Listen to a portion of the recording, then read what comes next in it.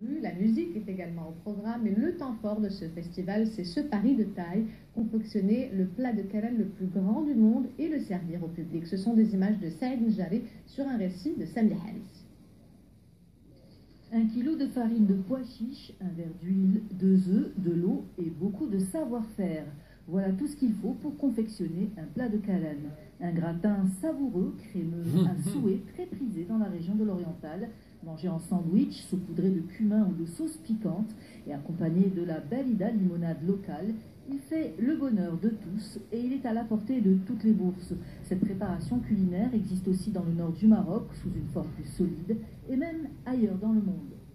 Nous trouvons ce plat également en Algérie, où la recette contient une plus grande quantité d'œufs, connue sous le nom de kalantika. Cette spécialité se consomme aussi en Espagne, sous une autre forme. En Italie, on l'appelle la soca. La recette serait originaire de Gênes, où les ouvriers la consommaient dans les chantiers de construction navale. À Gibraltar, on l'appelait caliente, comprenait chaud. Et ce sont les tâcherons qui la mangeaient en sandwich sur le pouce pour ne pas interrompre leur travail.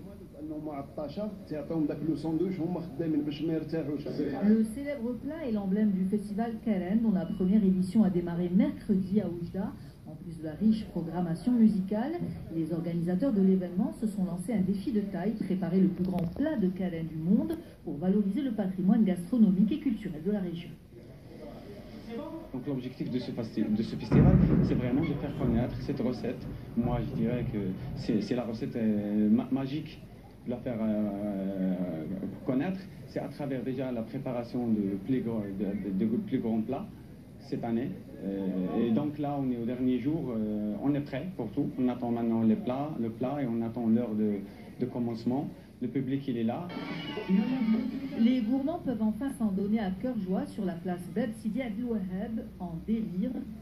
Paris tenu, fait lui-même plus d'une centaine de kilos et mériterait bien de figurer des records. Et nous refermons ce journal comme nous l'avons débuté par les célébrations.